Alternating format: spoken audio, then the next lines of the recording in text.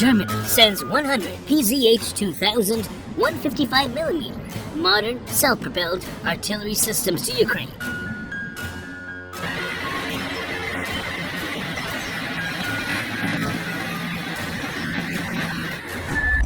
Germany will decide soon on whether to approve the delivery of 100 old Marder infantry fighting vehicles to Ukraine, a government spokesperson said on Monday, in what would be the first German heavy weapons shipment to Ukraine.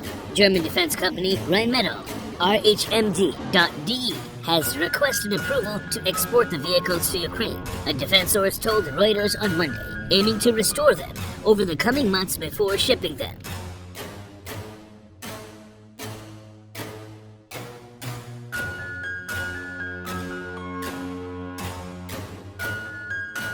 Rheinmetall has also requested approval to export 88 old Leopard 185 tanks to Ukraine. German newspaper Die Welt reported, citing documents. Rheinmetall's move is set to force Chancellor Olaf Scholz to take a clear position on whether heavy weapons can be sent directly from Germany to Ukraine, because the deals require approval from the National Security Council, which is chaired by Scholz.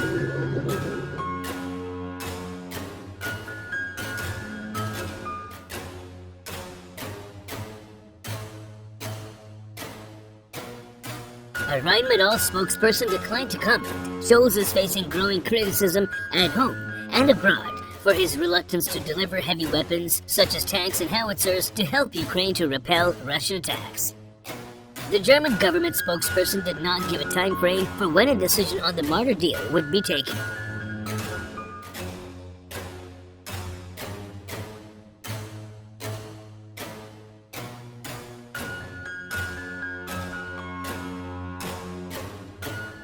Defense Minister Christine Lambrecht wrote in a letter to the ruling coalition last week that export requests to Ukraine will be checked with absolute priority. After coordination of the cabinet, they will be decided the same day as a general rule on their first visit to Ukraine since Russia invaded 2 months ago.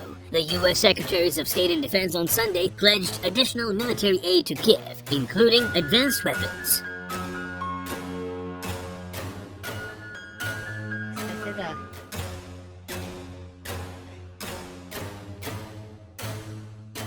Ukrainian pleas for heavy weapons have intensified since Moscow shifted its offensive to the eastern region of Donbass, a territory seen as better suited for tank battles than the areas around Kiev, where much of the fighting has taken place so far. Moscow describes its actions in Ukraine, now entering a third month, as a special military operation.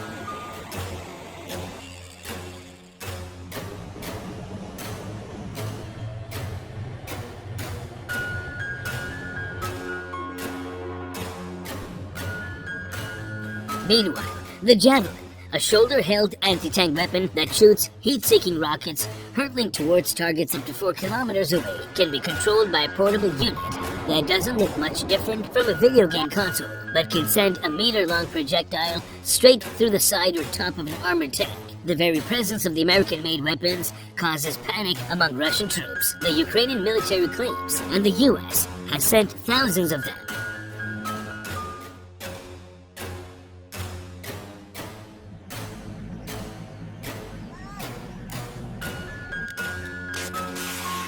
Javelin missiles are among the items that have been sent to Ukraine through a series of military assistance packages. In total, more than $3 billion in military aid has been sent to Ukraine since Russia invaded on 24 February. The latest $800 million package, announced by President Joe Biden on Thursday, also includes heavy artillery, howitzers, and tactical drones to be used on the flat plains in eastern Ukraine. Mr. Biden also banned Russian-flagged ships from entering U.S. ports.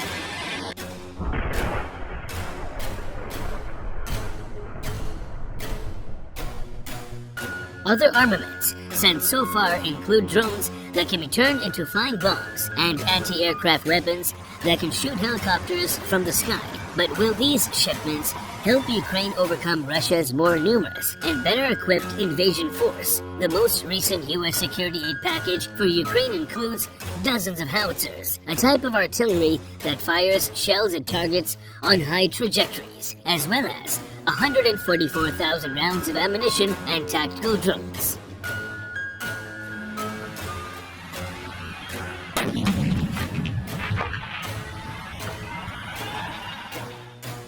U.S. defense officials have been reluctant to provide Ukraine with weapons that its forces weren't already familiar with. This week, Pentagon spokesman John Kirby confirmed that a small number of Ukraine troops will be trained on how to use the Switchblades, as well as U.S.-supplied artillery systems. We are doing the best we can to focus on the kinds of capabilities we know they need and that they want and are using, and secondary to that, to try to get them systems that they don't need a lot of startup time for, that they can put in the field almost immediately, Mr. Kirby said.